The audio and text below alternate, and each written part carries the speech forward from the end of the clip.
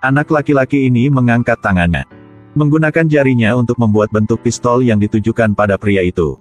Pang! Pria itu juga sangat kooperatif, menundukkan kepalanya dan berpura-pura mati. Detik berikutnya, pria itu juga mengikuti bocah itu mengangkat tangannya. Dan borgolnya terlihat. Dia sangat ketakutan. Apakah sudah bertemu dengan penembak profesional? Ibu anak laki-laki itu bertanya kepada pramugari. Apakah orang itu berbahaya? Pramugari itu tersenyum dan mencubit pipi anak itu dan berkata, "Jangan khawatir. Sangat aman." Lalu dia berdiri dan mengambil penutup piring makanan. Tarik keluar pistolnya. Pang-pang, 2 tembakannya. 2 polisi jatuh. Kemudian pria itu dengan tenang melepaskan borgolnya. Meraih senapan dan berjalan menuju kokpit. Buka saja pintunya dan tanyakan langsung. "Siapa pemimpin di sini?" Kapten pesawat secara refleks menjawab bahwa, "Aku." "Sekarang gimana?" Kedua kopilot segera menjawab bahwa, "Kamu adalah pemimpinnya sekarang." Pria itu sangat puas dengan jawaban ini. Ternyata ini adalah tindakan membajak pesawat yang sudah dipersiapkan sebelumnya.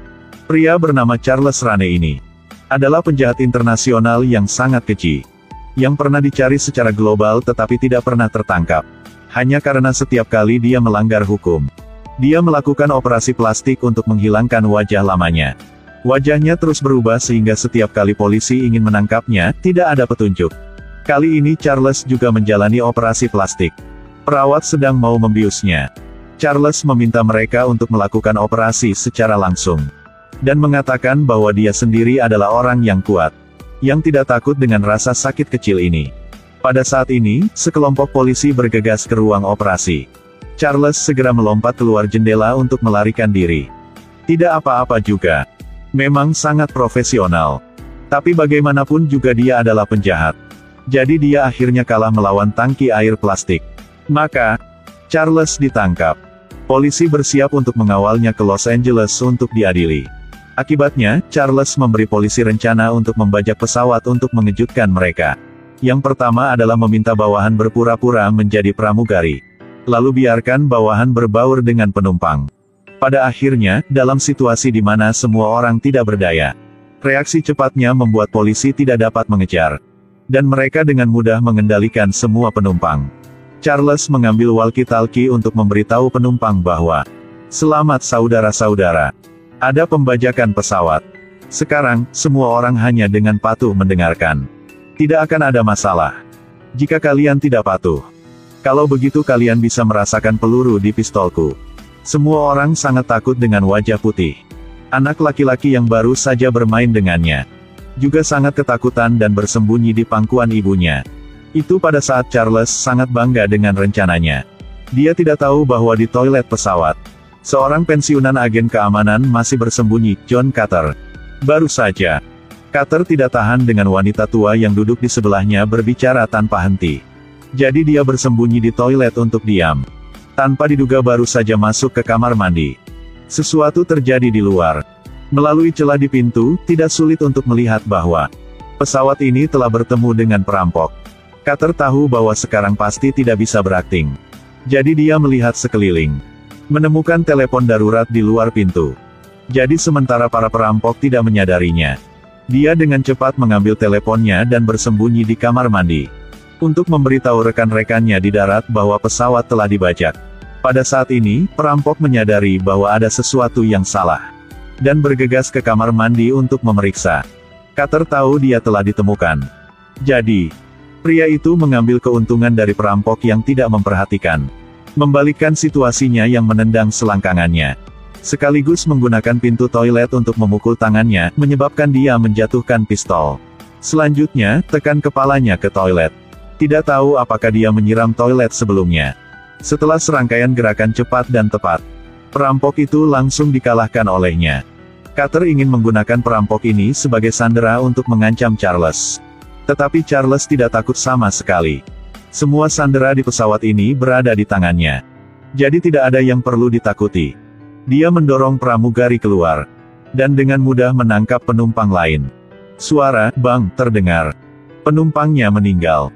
Kemudian lanjutkan untuk mengubah satu orang. Sambil berkata, "Bagaimanapun, aku memiliki banyak orang di sini. Carter tahu bahwa itu tidak akan berhasil jika terus seperti ini. Jadi dia meletakkan senjatanya. Charles segera menembakkan pistolnya ke arahnya. Untungnya, Carter cepat dan lincah. Perampok itu secara tidak sengaja membantunya menghindari peluru. Pemotong mengambil kesempatan ini untuk membawa pramugari Marty bersembunyi di lift. Kemudian menarik selang bahan bakar, menyebabkan mesin kehabisan bahan bakar dan terpaksa mendarat. Adapun Charles, dia tidak khawatir sama sekali. Bahkan jika terpaksa mendarat, semua penumpang di pesawat ada di tangannya, sehingga tidak ada yang perlu ditakutkan. Carter juga menyadari bahwa melawan Charles di udara, peluang untuk menang terlalu rendah. Hanya bisa menunggu sampai pesawat mendarat, turun ke darat untuk mencari tim penyelamat. Carter membawa Marty ke bagian belakang pesawat, dengan maksud untuk mengeluarkan Marty terlebih dahulu. Tanpa diduga ditemukan oleh perampok, dia langsung menendang Carter agar jatuh dari pesawat, dan membawa Marty pergi. Sedangkan Charles mulai merundingkan persyaratan dengan perwira darat. Dalam 5 menit, mengisi bahan bakar untukku. Jika tidak, setiap 3 menit, aku akan membunuh seorang penumpang. Petugas itu langsung mengambil teropong dan melihat ke arah pesawat. Memang tubuh sedang dilempar. Petugas polisi itu tahu dia tidak bercanda. Tetapi otoritasnya tidak cukup untuk memutuskan. Charles kemudian mengatakan bahwa, hanya aku melihat truk bahan bakar akan segera membebaskan setengah dari sandera. Ini adalah konsesi terbesar aku. Petugas itu memang jatuh ke dalam perangkapnya. Pilih setuju. Di tempat lain, 2 polisi menemukan Carter. Mengira Carter adalah seorang bandit. Carter menjelaskan bahwa dia adalah mantan agen keamanan. Bisa juga karena penampilannya dia dirugikan. Polisi melihatnya, tampilan dia tak terlihat seperti orang baik. Segera membawanya ke depan petugas polisi. Petugas polisi juga merasa bahwa dia tak terlihat seperti orang baik. Meski Carter menjelaskan apapun tak berhasil. Carter merasa tak berdaya. Karena ingin menyelamatkan orang, harus memanfaatkan ketidakpedulian polisi. Turunkan 2 polisi yang mengawalnya. Naik sepeda motor dan kabur keluar. Di tempat lain, truk bahan bakar telah tiba di lokasi yang tepat. Charles menepati janjinya, membebaskan setengah dari sandera. Tentu saja ini hanya rencananya. Dia berencana menggunakan waktu saat membebaskan para sandera, berbaur dengan kerumunan dan melarikan diri. Tanpa diduga baru saja menyelinap keluar, Carter tiba untuk mengekspos plotnya. Dia mengendarai sepeda motor dan mengejar mereka. Kelompok Charles memilih untuk bersembunyi di taman hiburan. Tempat ini ramai seperti semut. Carter benar-benar tak dapat mengejar target. Jadi harus memilih untuk menaiki biang lala. Dia pikir dapat melihat lebih jauh dari tempat tinggi. Tanpa diduga, dia ditemukan oleh bawahan Charles. Jadi dia mengikuti di belakang dan naik ke kincir ria. Bersiap mengalahkan Carter dengan sendirian untuk pamer kepada Charles. Hasilnya baru sampai di kaki Carter. Telah ditendang ke bawah olehnya. Perampok ini ditendang oleh Carter. Lebarkan kaki. Melakukan terjun bebas. Charles melihat bahwa situasinya tak bagus. Berencana menggunakan senjata untuk menekan. Carter buru-buru turun. Bersembunyi di komedi putar untuk mencari peluang. Ketika Charles tak memperhatikan, melompat di atasnya dan menjepitnya ke tanah. Pada saat ini, polisi juga datang. Charles lagi ditangkap. Apakah kamu pikir cerita berakhir di sini? Tentu saja tidak. Charles sudah bersiap untuk situasi ini. Sebelum dia melarikan diri, dia memperingatkan bawahannya. Jika dia tak merespon dalam waktu 20 menit, segera berurusan dengan sisa sandera. Manfaatkan poin ini. Charles mengajukan permintaan. Bawa saja dia kembali ke pesawat. Maka dia akan memerintahkan bawahannya untuk melepaskan separuh sandera lainnya. Polisi tak ada cara lain. Harus setuju.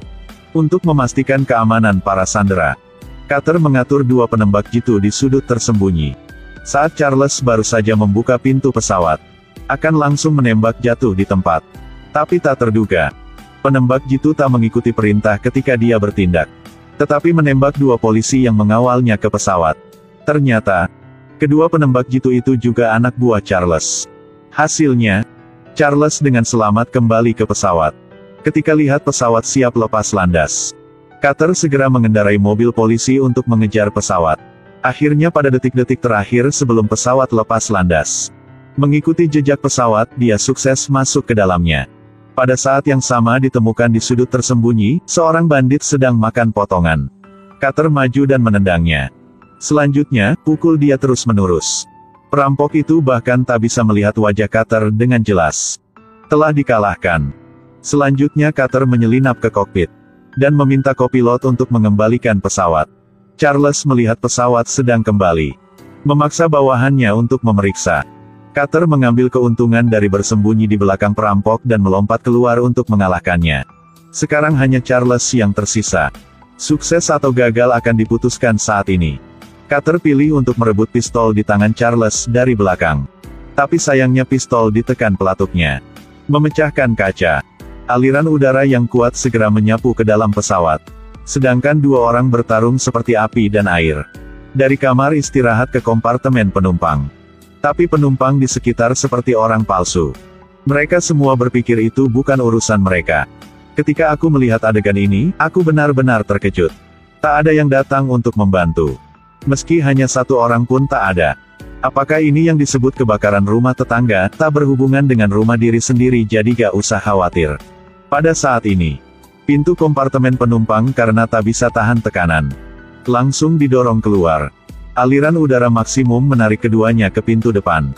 Hanya sedikit kecerobohan akan jatuh. Pada saat mereka berdua tak bisa tahan lagi. Cutter menggunakan teknik unik. Dorongan dengan kuat. Tendangan keras. Dan berhasil menendang Charles keluar dari pesawat. Dia menghilang ke dalam malam. Pada titik ini, para penumpang tampaknya telah bangun dari koma. Merayakan kemenangan Cutter. Cutter dengan malu-malu melewati para penumpang. Film berakhir di sini. Ada begitu banyak penumpang di pesawat. Tapi tak ada satupun pahlawan. Hal ini membuatku mengerti dinginnya kemanusiaan. Setiap orang hanya memikirkan keselamatan sementara. Tetapi tak memikirkan setelah Cutter dikalahkan. Bagaimana nasib mereka? Jika telah bekerja sama dengan Cutter dari awal. Mungkin tak akan ada cerita selanjutnya. Karena ada orang seperti itu di keramaian. Jadi tak peduli seberapa berbahaya situasinya. Tak akan ragu untuk berdiri di luar. Orang seperti itu adalah pahlawan sejati. Kepahlawanan Cutter dalam film. Dengan kejahatan sekaligus berbahaya. Telah membentuk perbandingan yang sengit. Banyak situasi terbalik juga membuat kamu tak terduga. Jika tertarik, kamu dapat menonton papan asli filmnya. Ya udah. Aku adalah Meo Hang Som. Jika kamu suka jangan lupa klik like dan follow ya. Sampai jumpa lagi.